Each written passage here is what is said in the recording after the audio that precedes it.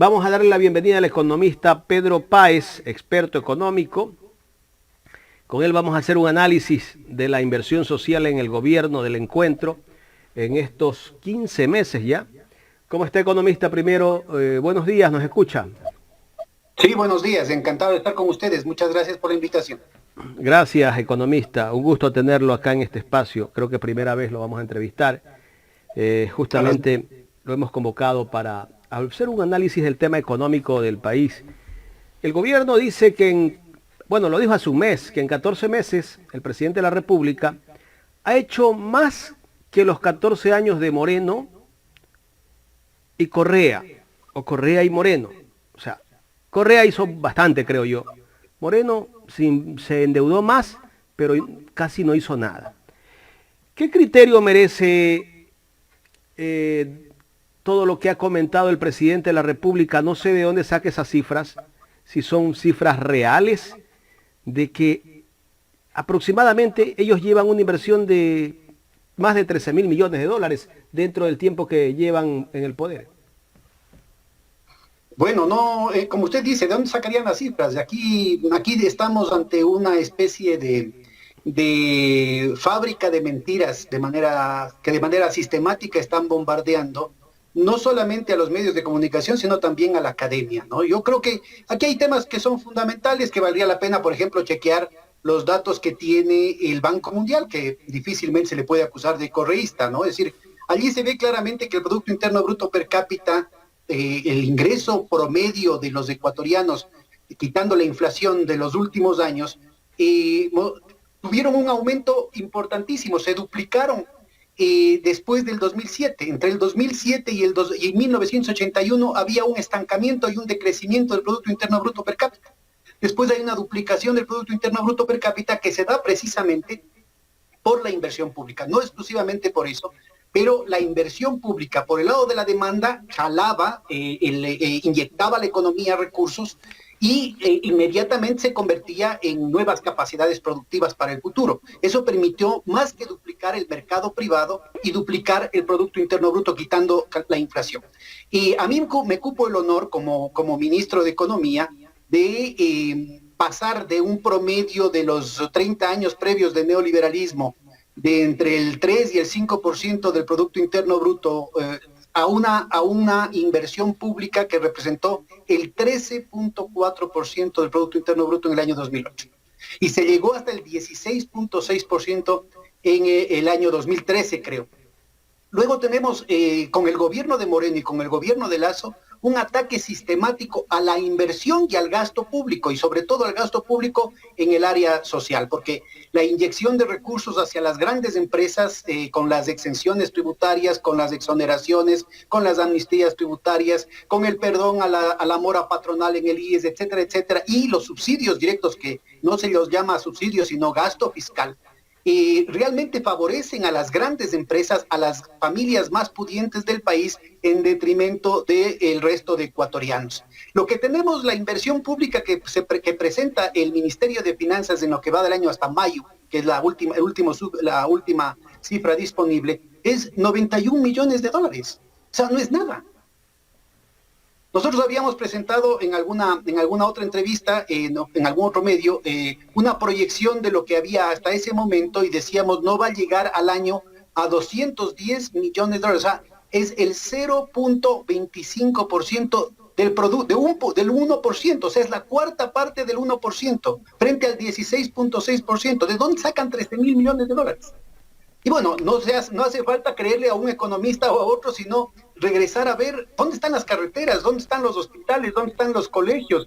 La situación de los hospitales es desastrosa, no ha habido mantenimiento, no ha habido ni siquiera recuperación, partes y piezas para los hospitales. Un tercio de los planteles educativos están en muy mal estado ahora que los muchachos han tenido que regresar a clases. La situación de las carreteras es terrible, puertos, aeropuertos, en fin. ¿En qué quedó la cuestión? Tenemos Economista, inversiones que son urgentes. Solo acabo con esto. Hay inversiones públicas que son urgentes, como las que tienen que ver con el efecto erosivo que tiene la disposición de la infraestructura de Coca-Cola o Sinclair. Y no se ha hecho nada, y hay una situación en la que se van comiendo las bases las bases de la represa que podrían generar una tragedia aquí en el país, y el gobierno no hace nada. Tenemos inversiones urgentes también en la refinería petrolera de Esmeraldas, por ejemplo, para evitar no solamente los costos mayores y el hecho de que tengamos que importar todos los derivados, sino eventualmente peligros como ya se dieron, explosiones, incendios que se dan por la falta de mantenimiento. Entonces, mire, aquí se está jugando con la fe pública, pero también se está jugando el futuro del país. Claro, economista, lo que no se entiende, ¿no?, de tanto que habla el gobierno, e incluso han tenido que borrar esta información que estaba en la página del Ministerio de Finanzas, pues se dieron cuenta que no han hecho la inversión, y es que tienen muchos cuestionamientos de personas como usted y como muchos analistas que dicen de dónde ellos hablan de que han invertido 13.000 millones de dólares si las cifras, el incremento de la pobreza en este país sigue en aumento, la violencia. Debería de haber bajado la violencia, la inseguridad, la criminalidad en el país, pero no, pues seguimos en aumento todo. No, mire, si nos pusiéramos a hablar del tema de las cárceles no han tenido mantenimiento, no han tenido todo lo que estaba proyectado de construcciones, de infraestructura para la situación carcelaria, se ha venido deteniendo desde el 2017. Entonces, parte del problema tiene que ver con eso, ¿no? En términos de infraestructura física, no se diga en lo que tiene que ver con el gasto social. Si es que no se invierte en talento humano para resolver ese problema, pues no esperemos que la cosa apunte bala y palo pueda resolverse, ¿no? Claro. Bueno, estamos dialogando con el economista Pedro Páez, experto económico. Le voy a dar paso a mi compañero Luis Villasís, que tiene más inquietudes. Economista, muy buen día. Luis Villasís le saluda. Economista, me llama bastante la atención el tema de que usted menciona las inversiones urgentes tanto en los centrales hidroeléctricas como en refinería. Ha mencionado también que se está jugando con la fe pública. Sin embargo, no por categorizar y tal vez poner en temas de importancia, hay temas que son realmente importantes, pero vámonos al tema de la salud, economista, y yo le menciono que hay, que usted lo debe conocer, 90 millones de dólares que se adeudan a los centros de diálisis. Estas personas claman, son unas 15.000 personas, pacientes renales condenados por este gobierno, porque así hay que decirlo, a una muerte lenta, a una muerte dolorosa. Usted como economista y como experto económico, ¿cómo le puede explicar a la ciudadanía, tal vez en un marco general, por qué no se están dando estos pagos y de qué manera podría el gobierno empezar a ya subsanar esta deuda con personas que meses tras meses, semana tras semana, los medios de comunicación les dan la cobertura, ellos hacen sus marchas, hacen sus plantones, pero sin embargo todo queda ahí porque se reúnen con autoridades, les prometen y no les han cumplido absolutamente nada? Eso por solo mencionar un solo de los casos, economista. No, usted tiene mucha razón. En términos de prioridades de las vidas humanas, eso es terrible. A eso hacía yo referencia con el asunto de que los hospitales no recibían mantenimiento, no recibían partes y piezas, ¿no? Y eso en la parte que tiene que ver con la infraestructura. Estamos hablando de la maquinaria, del cambio de los filtros, de una cantidad de cosas en el caso de las diálisis, pero también es todos los insumos médicos que los hospitales están faltando. Otra vez estamos regresando a lo que sucedía hace 20 años, ¿no es cierto?, que nadie podía operarse en un hospital público y si le operaban tenía que llevar desde el Mertiolate. O sea, es una situación verdaderamente terrible, ¿no?, que terrible, y además en el marco de una situación en que el gobierno tiene plata. El Banco Central está registrando, yo creo que es un subregistro, además porque las estadísticas están atrasadas, más de 8.000 millones de dólares, más del 8% del Producto Interno Bruto que están guardaditos en los bancos extranjeros. Y eso incluye, ¿no es cierto?, toda la plata de las recaudaciones fiscales, de las recaudaciones tributarias, la plata de las recaudaciones del IES, la plata de las recaudaciones por las ventas petroleras, etcétera, etcétera, que tienen en la Reserva Internacional y que por la mal llamada ley de defensa de la dolarización y otras leyes de ese tipo, ¿no es cierto?, les tienen guardaditos ahí como respaldo, como caja chica para la banca privada. Es decir, ya los bancos no tienen que responder con sus activos, con sus mecanismos de solvencia y de prudencia, sino que es el Banco Central con las reservas de todo el país que prohíbe al gobierno que gaste y que al mismo tiempo está poniendo a disposición en los bancos extranjeros, ¿no es cierto?, para garantía de la banca privada aquí en el Ecuador. ¿Y cuáles son los principales bancos? Banco de Pichincha y Banco de Guayaquil, del señor presidente Lazo. Entonces, mire, necesitamos ubicar claramente esa situación. Insisto, 8%, 8 de cada 100 dólares que tiene el país en su conjunto, no solo el gobierno, están guardaditos debajo del colchón para favorecer a la gran banca. Y la gente muriéndose del hambre, la gente, las operaciones urgentes que están siendo postergadas, la gente que no tiene cómo recibir atención ni en los hospitales públicos ni en los hospitales del IES. Y lo mismo pasa con el tema de la educación y de los otros temas de infraestructura, como yo estaba hablando. El tema de la refinería, el tema de la Coca-Cola o Sinclair requieren inversiones urgentes porque pueden producirse tragedias humanas con pérdidas de vida, como ya ha sucedido. Entonces, necesitamos ubicar que más allá de esa ideología dogmática neoliberal que piensa o que pretende hacernos creer que todo lo que es público es corrupción, ineficiencia, etcétera, etcétera, ¿no es cierto? Lo que estamos viendo aquí son negocios y negociados. Esto de lo de las eléctricas, básicamente, la asfixia que hacen al tema de los presupuestos para las hidroeléctricas es porque ya van a privatizar, pues ya salió el decreto 540 la semana anterior, que yéndose en contra de lo que dice expresamente la Constitución, en contra de lo que dicen expresamente las leyes, con un reglamento, vea la barbaridad jurídica que eso significa, quieren, ¿no es cierto?, facilitar las privatizaciones que ya están asignadas en el mismo grupo. Recuerde usted que en la época de Moreno se denunció que ya estaban repartidas, ya estaban con nombres y apellidos puestos, inclusive uno de los asesores del señor Moreno tuvo que salir porque se fue la lengua y inclusive dijo a quién le tocaba la refinería de Esmeraldas, a quién le tocaba tal cosa, tal otra cosa. Lo mismo pasa Economista. Con los lo que quieren, solamente con eso acabo, lo que quieren asfixiando los hospitales públicos es que la gente, con sus muertos, con sus enfermos, ¿no es cierto?, desde la desesperación dicen sí, privaticen nomás, que ya está empezando con el tema de las farmacias. Muy bien, y me cambio a otro tema, estimado economista. Usted mencionaba este tema de las ideologías dogmáticas y el tema de la privatización de la energía eléctrica, que eso ya es algo que ya se viene cocinando desde hace algún tiempo.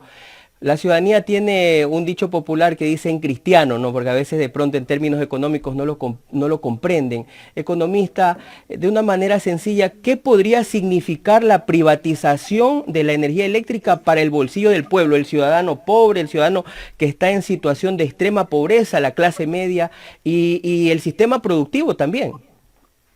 Pues mire, y los ejemplos están ahí, es pura ideología, ¿no? El ejemplo más claro que tenemos es Emelec. Emelec fue una empresa privada desde 1925 con una concesión exclusiva que le daba el Estado, que fue reforzada después en 1966 con un contrato ley. Imagínense, elevaron un contrato privado al nivel de ley, en el que el Estado le garantizaba, viva la libre empresa, viva la libre competencia, le garantizaba 9.5% de ganancias sobre cualquier factura que le pasen, incluyendo las facturas del equipo de fútbol. Y obviamente, ¿no es cierto?, Emelec nunca se encargó ni de cobrar, ni de hacer las instalaciones que correspondía, ni de mejorar los equipos, ni de hacer la presa hidroeléctrica que tenía que hacer en la provincia del Oro, en Ushkurumi, ¿no es cierto?, para garantizar la provisión de energía eléctrica a Guayaquil. El otro ejemplo es el tema de las gabarras de diésel, una cuestión tremendamente ineficiente y tremendamente costosa. El promedio, esto que tanto hablan que la empresa privada es eficiente y la empresa pública es ineficiente, el promedio, por ejemplo, de lo que está dando Pisayambo u otras hidroeléctricas que han sido manejadas por el Estado desde hace muchísimo, más de 40 años, ¿no es cierto?, es de 1 centavo por kilovatio hora. Mientras ellas, en el caso de las termoeléctricas que estaban ahí en el puerto de Guayaquil, ¿no es cierto?, estábamos hablando de 17 centavos por kilovatio hora, a veces hasta 25 centavos por kilovatio hora. Entonces, esto de la situación de que el mercado va a hacer que las cosas sean más eficientes y más baratas, es simple y llanamente mentira. Lo mismo sucede con el caso de los campos petroleros. El promedio de lo que cuesta, de los costos de producción de las empresas, de los campos manejados por las empresas estatales, primero CEPE y Petroecuador, ¿no es cierto?, es muchísimo más bajo que el entregado a las empresas privadas. Las empresas privadas tienen un promedio de 37, 45 dólares por barril en costos de producción, mientras que el caso de las empresas públicas, ¿no es cierto?, el caso de Sacha, por ejemplo, que está todavía 50 años produciendo para el país, estamos en niveles entre el 5 y el 12 dólares por barril. Entonces, mire, lo que necesitamos es sacudirnos de todas esas mentiras que nos han puesto y ponernos a ver qué mismo va a ser la inversión privada. Magnífico si viene la inversión privada para crear nuevas capacidades productivas. Pero aquí no estamos hablando de que van a hacer nuevas inversiones. Aquí estamos hablando de que les van a entregar sopladora. Pero sopladora ya está construida. ¿Por qué no viene inversión fresca, capital fresco, con nueva tecnología y generan nueva electricidad? No, lo que quieren, lo mismo pasa en el campo petrolero, les entregan los campos que ya están desarrollados, sin inversión de riesgos, cuando ya están totalmente conocidos, cuando ya se sabe perfectamente cuál es la estructura geológica y cuáles son las previsiones que se hacen respecto a los márgenes de producción, de recuperación, etcétera. Entonces, necesitamos al contrario que haya una inversión privada calificada, que de ninguna manera viene. El ministro Campana decía en el gobierno anterior 19.000 millones de dólares y ahora como parte del informe a la nación en el primer año de gobierno hablaron de 30.000 millones de dólares que posiblemente vengan. ¿Dónde está esa inversión? Nos podemos cada vez más regalones, yéndonos en contra de la Constitución, yéndonos en contra de la ley, asaltando los recursos del país para entregar a las empresas transnacionales, incluyendo disculpándole los impuestos, incluyendo disculpándole el pago de las cotizaciones al IES, ¿no es cierto? Totalmente ilegal. Y no llega la inversión extranjera, porque obviamente ninguna empresa seria va a querer venir a un país manejado en esas condiciones, en un país en el que se están destrozando las instituciones, se está destrozando la capacidad de consumo de la población, se están destrozando las capacidades productivas precisamente con esta falta de inversión pública y que al contrario no tiene ninguna otra perspectiva que el conflicto, la pobreza y la polarización social. Economista, y tenemos claro de que este tema sí se trata de dinero, pero sin embargo también es un problema estructural. Y de ahí le consulto lo siguiente, ¿cómo reactivar la economía en un contexto de tanto golpe para el mediano y para el pequeño, y incluso para emprendimientos en los barrios o en ciertos poblados que sufren día a día el tema de la extorsión por parte del crimen organizado? Y usted nos decía que el Estado tiene dinero como para empezar a paliar todas estas dificultades que atraviesa el sector de la salud, de la educación y el tema de seguridad, que incluso es un clamor mucho más superior, que ya lo dicen las encuestas, a ciertos otros temas, incluso que del empleo, porque a partir del tema de la seguridad van mejorando otras situaciones. Entonces, ¿cómo reactivar la economía en un contexto tan complicado y sin una inversión real, y más que todo también unos niveles de coordinación sin acusaciones de unos, de otros, de alcaldías con el gobierno, etcétera? Muy precisa su pregunta. Mire, primero lo que usted dice, es indispensable que en el país dejemos el tema de las descalificaciones mutuas, de los insultos, de esta cuestión binaria blanco y negro, correístas, anticorreístas, gobiernistas, antigobiernistas, izquierda contra derecha, costa contra sierra, y al contrario, pongámonos a ver soluciones. Como usted dice, los 8.000 millones de dólares es solamente el piso. Sobre eso todavía no se contabilizan, ¿no es cierto?, todos los recursos de los ingresos petroleros. El presupuesto que se mandó a la Asamblea y que entró por Ministerio de la Ley, o sea, sin la aprobación del legislativo, tenía registrado 59.20 centavos por barril, 59 dólares por barril.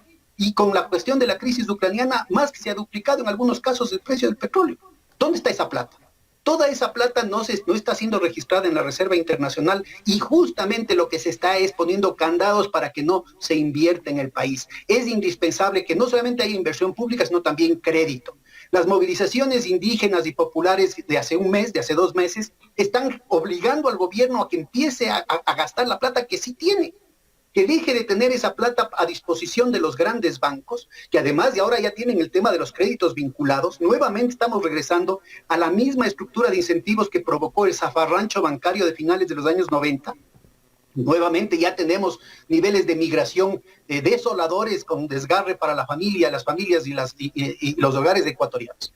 Y lo que necesitamos, al contrario, que haya una inversión que favorezca la producción grande y la producción pequeña. No solamente las grandes inversiones que generen nuevas tecnologías, nuevas capacidades productivas y tecnológicas, sino también la pequeña y mediana producción, que es responsable de la gran parte del empleo. Necesitamos generar, en lugar de favorecer, como ha hecho el gobierno, aumentando las tasas de interés, aumentando las comisiones a favor de los bancos, como el propio Banco de Guayaquil y el Banco de Pichincha, lo que necesitamos es democratizar el crédito en condiciones mucho más baratas, mucho más técnicas, directamente vinculado a las capacidades de generar empleo, de generar riqueza, para que el país pueda prosperar con el respaldo de un aparato productivo, con una infraestructura suficiente, puertos, carreteros, de energía, con el cambio de la matriz energética que tiene que completarse, con la recuperación de la refinería del Pacífico y la industria petroquímica en el país.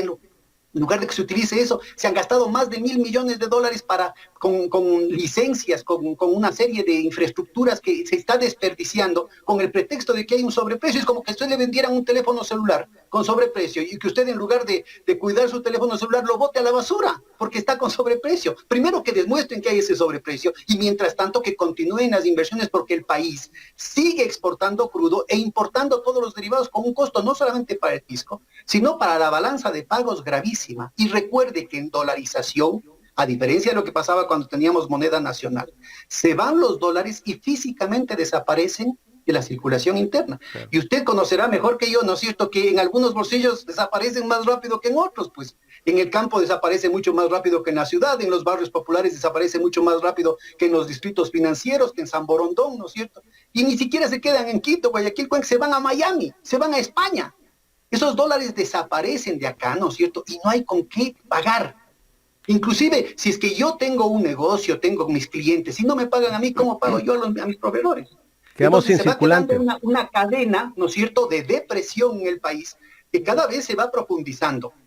Ha habido una recuperación muy importante, una serie de resortes endógenos provocados no solamente por esta duplicación del Producto Interno Bruto, sino por el proceso de redistribución importantísimo, aunque de todas maneras insuficiente, que se dio en la década anterior, que muestra claramente cómo puede redinamizarse la economía y el país tiene los recursos a disposición. En el IES, por ejemplo, ahorita mismo podría recuperarse todas las capacidades de atención de los hospitales del IES, si es que como parte de pago el gobierno, en lugar de repartirse entre sus amiguetes, incluyendo la gente del Banco de Guayaquil, se entrega el Banco del Pacífico con una administración absolutamente neutral y técnica como ha operado en los últimos 20 años, ¿no es cierto?, que sean ingresos adicionales a favorecer a los afiliados. Y lo mismo el tema del oleoducto de crudos pesados, que ya tiene que entregarse de acuerdo al contrato, sin costo para el Estado. El oleoducto de crudos pesados vaya también a ser pago para el IES, de manera que todos esos ingresos directamente vayan a la vena, a la atención, a los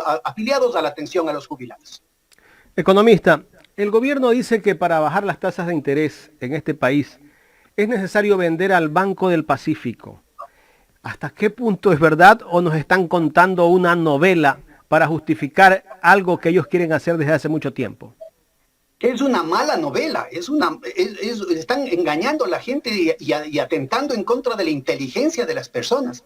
Aquí en el país tenemos los niveles de concentración monopólica en el sector bancario más altos de toda la historia, no solamente del país, sino de América Latina. Entre el Banco de Guayaquil y el Banco del Pichincha controlan entre el 45 y el 75% de los agregados financieros del país.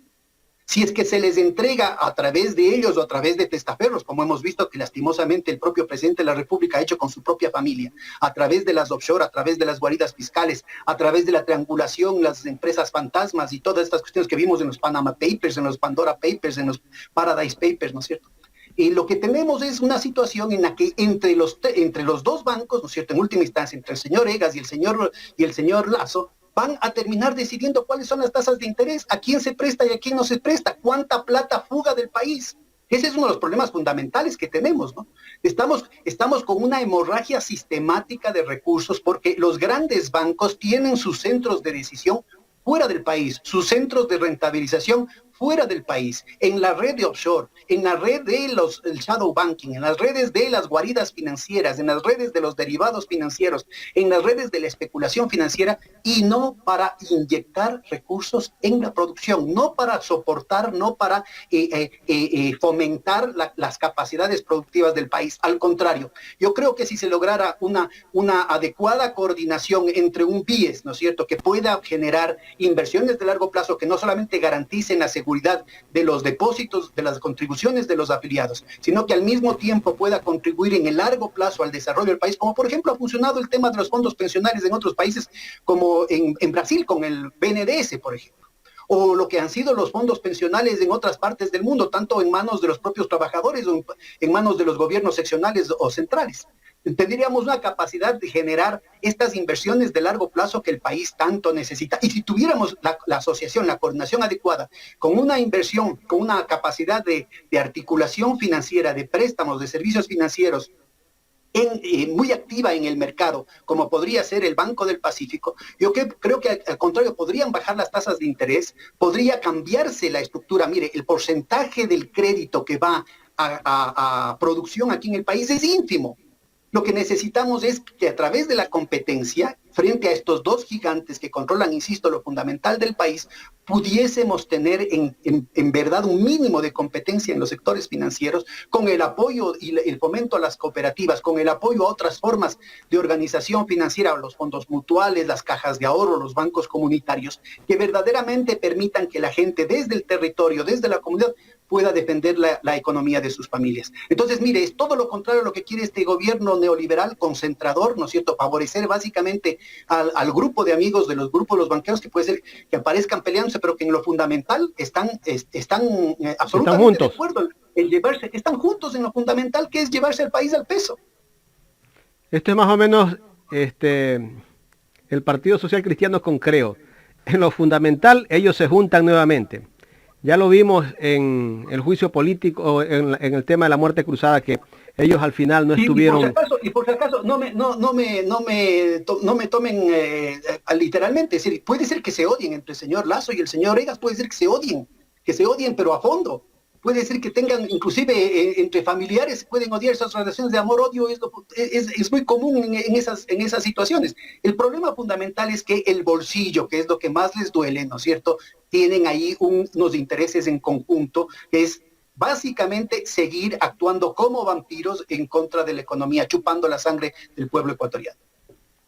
Claro, en el tema del seguro social, nos han creado un relato de que el seguro está al borde de la quiebra, que hay plata hasta este año, desde Moreno, desde la época de Moreno, decían que había plata para 8 meses más de pagarle las pensiones jubilares a los miembros que cobran todos los meses.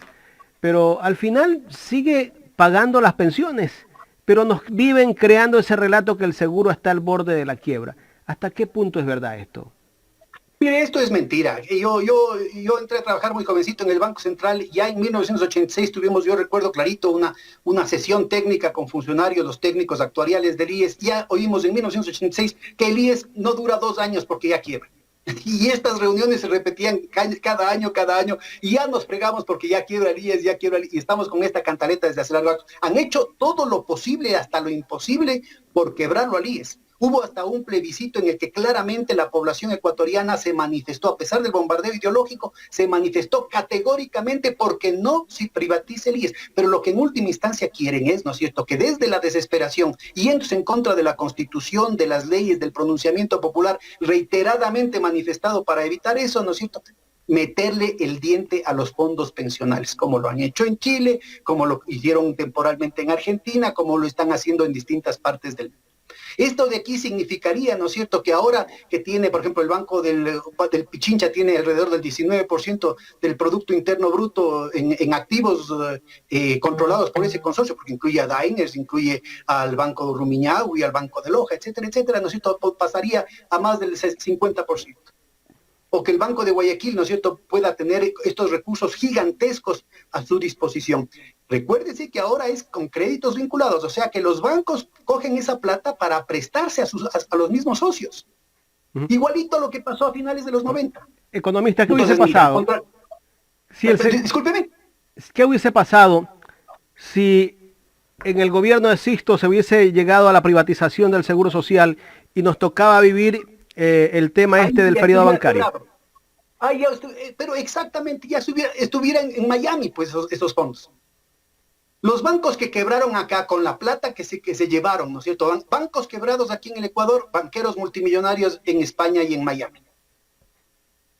Hubiera sido también con la plata del IES. Y eso ha pasado hasta en lo que es la vitrina, ¿no? El propio Chile, ¿no es cierto?, ha tenido que utilizar la quiebra del gobierno de Bachelet, la quiebra de los gobiernos mínimamente progresistas en Chile tuvo que ver con el hecho de que tuvieron que ir a hacer un salvataje de los fondos pensionales que estaban en manos privadas. Lo que era la estrella en la vitrina, digamos, de Chile a nivel mundial, resulta ser que las AFPs tenían unas tremendas ganancias para los dueños de las AFPs, ¿no es cierto? Se llevaban la plata afuera, el rato que había que cobrar las cotizaciones y el rato que había que pagar las jubilaciones estaban por debajo del mínimo, entonces el Estado chileno tenía que pagar la diferencia. Pusieron la plata, por ejemplo, en lo de Lehman Brothers y en el casino con los dados cargados de Wall Street, ¿no es cierto? Y terminaron perdiendo toda esa plata. Y en lugar de reducir los grados de exposición, siguieron aumentando los grados de exposición, disque para que recuperen las pérdidas. La crisis ha sido un desangre permanente desde el 2008 hasta acá.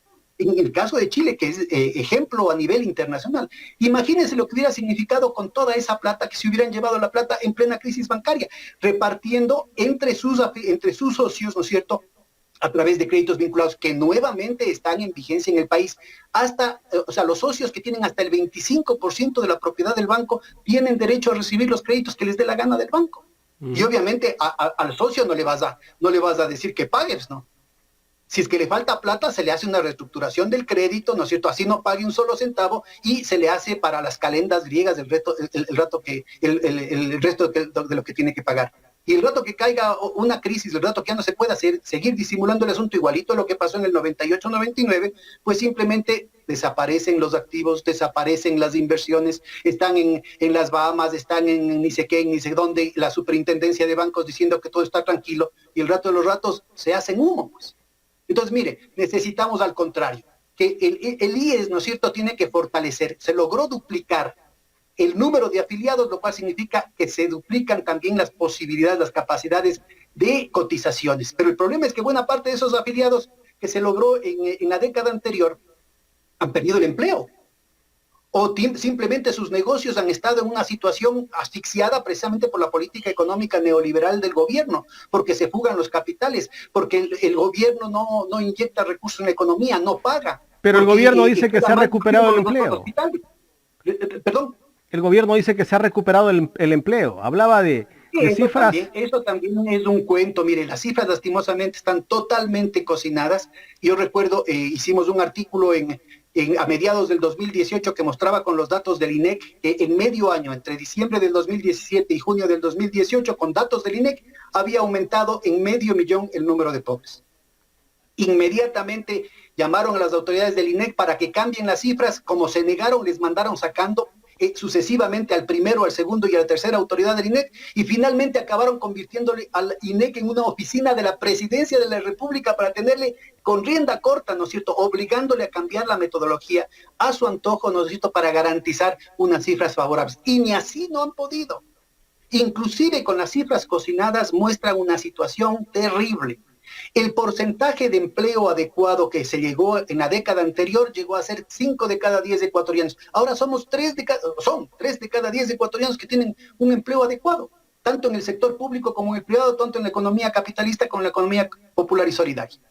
Entonces, simple y llanamente las condiciones de empleo, las condiciones sociales se van deteriorando de una manera terrible. En el agroecuatoriano, en el sector rural ecuatoriano, las cosas son todavía más agudas y esto atraviesa obviamente a los grupos afro, a los grupos indígenas de una manera brutal, pero esto no excluye que también montubios, mestizos, gente blanca, blanca, verde, roja, de todos los colores, ¿no es cierto?, están sufriendo las consecuencias de una política totalmente irresponsable y criminal que está borrando con el codo lo que se hizo la década anterior con la mano. 2,5 millones de personas que salieron de la pobreza y ya buena parte, un porcentaje altísimo de eso, en poco tiempo nuevamente han regresado no solamente a la pobreza, sino a los niveles de pobreza extrema. Y en el caso del sector rural ecuatoriano, ¿no es cierto?, la situación llega a niveles realmente escandalosos. ¿Cómo se puede mejorar la situación si es que no hay plata para comprar las cosas, si es que no hay liquidez, si es que no hay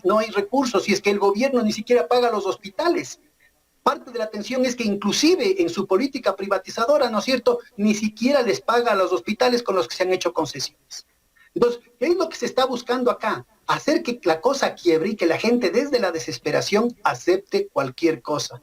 Ya lo dijo un distinguido representante de la oligarquía, no es ninguna persona improvisada, son 40, 50 años que ha estado presente en la escena nacional, como el señor César Ron, además alto dirigente primero del Partido Social Cristiano y luego del Partido de Gobierno, que dijo claramente que el país ya no aguanta más y que tiene que salir de la dolarización. Claramente son ellos los que quieren salirse de la dolarización y ni las cámaras empresariales le desmintieron o desautorizaron, ni el señor Nebot ni la señora Cintia Viteri le desautorizaron y peor aún el presidente Lazo y los dirigentes del partido Creo le han dicho que no. Claramente, ¿no es cierto?, hay un propósito por reventar la dolarización precisamente porque ya tienen una situación parecida a la que tuvieron en los años 90. Necesitan la máquina para hacer los billetes. La autoridad tiene que estar vigilante respecto a lo que está pasando con los depósitos de los ahorristas. La autoridad tiene que estar muy atenta respecto a lo que está pasando con las cotizaciones de los afiliados en el IES, porque esa es la parte más jugosa del pastel. Esta es una dinámica transnacional que tiene que ver con la crisis mundial del capital ficticio, con la crisis mundial del capital especulativo, que lastimosamente ha engarzado de una manera totalmente servil y subordinada a las élites ecuatorianas en una aventura tremendamente peligrosa. El país tiene que ponerse de pie.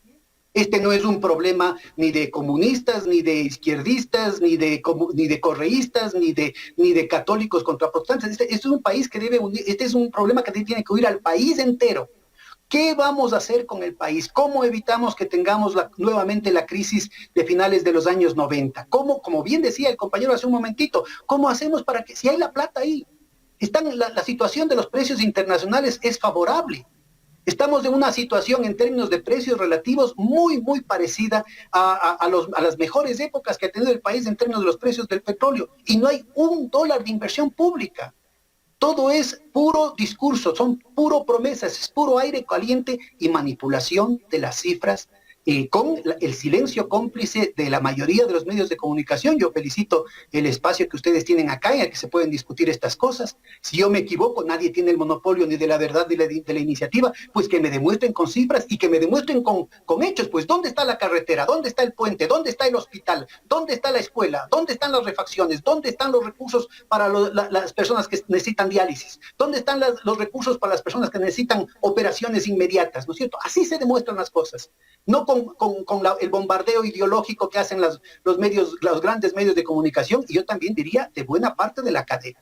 Porque aquí el silencio de las universidades, obviamente con honrosas excepciones, ¿no es cierto? El silencio de las universidades está haciendo un grave daño al país. Se ha hecho es que una autoridad que protesta le cae Contraloría, pues. Pues mire, entonces ahí está. Al mismo tiempo, ¿no es cierto?, es la intimidación, es la escalada. Por eso es que al gobierno le interesa tener las autoridades de control de su parte. Ahí está el problema, el país se está volviendo invivible, ¿no es cierto?, con esta situación de miedo primero generalizado con estas escenas grotescas, sádicas, crudelísimas de las crisis carcelarias, del sicariato en aumento, de estos asesinatos así espectaculares, y además es la misma receta que aplicaron en su momento en Colombia, en México, y como ya con otro tipo de gobiernos ya no pueden hacerlo, ni en Colombia ni en México, están buscando una plaza fresca, y la disputa territorial es precisamente por eso. Y que no nos vengan el ministro de Defensa, el ministro del Interior, el propio presidente de la República a decir que son los indígenas los financiados por el narcotráfico. ¿Qué les interesa a los narcotraficantes de los indígenas? Los ponchitos, las artesanías, las papitas. Oiga. ¿O será que lo que verdaderamente necesitan son grandes bancos para poder hacer el lavado que necesitan? Con la desregulación que lograron con las últimas leyes, con la desregulación absoluta que han logrado, permitiendo que ahora sí los bancos puedan fugar capitales, que los bancos puedan hacer lo que les dé la gana, sin ni siquiera tienen que hacer la información que organismos internacionales como el GAP y como el Banco de Basilea, como el propio Fondo Monetario Internacional están exigiendo. Ni siquiera con eso se está cumpliendo. A usted, a mí, ¿no es cierto? Si es que tuviésemos alguna situación que tenemos que depositar algunos miles de dólares, $10,000, una cuestión así, es obligatorio que tengamos que entregar esa situación. Tiene que llevar los soportes. Los millones de dólares de los narcos colombianos, de los carteles sobre todo colombianos, se resuelven con una pequeña cooperativa, con una pequeña tienda, se resuelven con estas caletas que encuentran de vez en cuando con paquetes de billetes, ¿no es cierto?, que en última instancia no llegarán a los pocos millones de dólares. Necesitan grandes maquinarias para el lavado. grandes maquinarias en conexiones internacionales ahora con las tecnologías de información y comunicación. Eso es perfectamente factible a través de las offshore, a través de las guaridas fiscales, como por ejemplo lo que sucede con Panamá, con las offshore de las islas del Caribe, ¿no es cierto? Las que garantizan que esa situación se siga cumpliendo. Economista, finalmente, no sé si usted pudo ver las declaraciones o la denuncia que hizo el asambleísta Luis Almeida, que en un año de este gobierno se han bajado la recaudación de las aduanas de cerca de $1.000 millones. Ahora podemos entender por qué es que bajan las recaudaciones con la venta de los cargos, pues un cargo vale ahí $3 millones, por ahí se habla de un cargo de $30 millones. Esas personas que invierten tanto dinero, yo no creo que los invierten como benefactores. No, mire, no he tenido la oportunidad de revisar esa información, me parece escandalosa, porque de las pocas cosas que han seguido creciendo aquí en el país es el tema de las importaciones, pero en volumen, ¿no? El país sigue importando, con lo cual cosas que se podían producir acá ahora se mandan afuera, ahora se compran de afuera, mandando hacia afuera las capacidades de generar empleo acá, pues, en primer lugar. Pero además con un tema gravísimo, que es el hecho de que a nivel internacional el dólar se fortalece, lo cual quiere decir que nosotros podemos comprar con el dólar que tenemos mucho más de los productos del extranjero, mucho más baratos. Y nosotros nos sentimos, yo pregunto a la audiencia si es que han sentido efectivamente en sus bolsillos que el dólar de los productos puede comprar más baratos los productos importados. ¿Quién se queda con la diferencia? ¿Quién es el que verdaderamente nos está cobrando los aranceles? Los importadores, pues. Los importadores se quedan con esa diferencia. Argentina sigue devaluando, ¿no es cierto? Y esa diferencia entre lo que comprábamos antes y lo que compramos ahora, ¿quién se queda con esa diferencia? Los importadores. China, ¿no es cierto?, tiene un yuan devaluado con respecto al dólar. Europa tiene por primera vez la paridad, ha bajado de un dólar por euro. Entonces necesitamos justamente una situación que muestre claramente que todos los productos europeos deberían estar más baratos. Como decía mi abuelita, Quilmes. Entonces, no solamente que a través de esta subasta de puestos que tenemos que además generalizar, porque recientemente decían que un subsecretario también había un precio para los subsecretarios en el Ministerio de Agricultura, si no me equivoco, ¿no? Es decir, no es una situación parcial, sino que es un tema generalizado con este gobierno. 2.5 millones de dólares.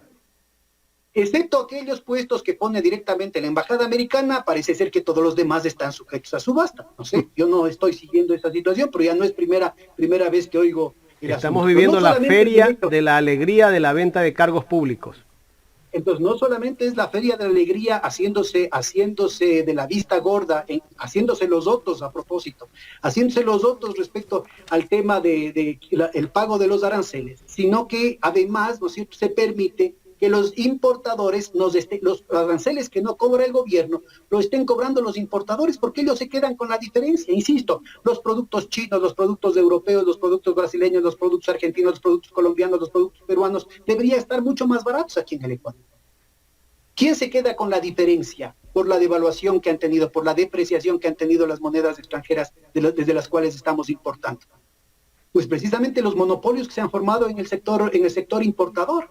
Entonces, mire, al contrario, yo creo que se necesita promover la industria nacional, promover las capacidades de producir aquí en el país para garantizar que se generen empleos de buena calidad, para garantizar y dar objetivos y horizontes para que los jóvenes ecuatorianos se preparen con excelencia, para aportar con calidad, ¿no es cierto?, en temas específicos, en lo que tendría que ser los grandes desafíos del siglo XXI, y no quedarnos como en una situación rentista, ¿no es cierto?, en el que básicamente es una economía que compra todo, una economía de servicios, que vive de las rentas, aquellos que pueden vivir de las rentas y los otros en una situación miserable.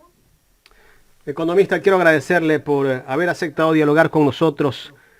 Espero tenerlo en los próximos días nuevamente para seguir haciendo análisis aquí en este espacio.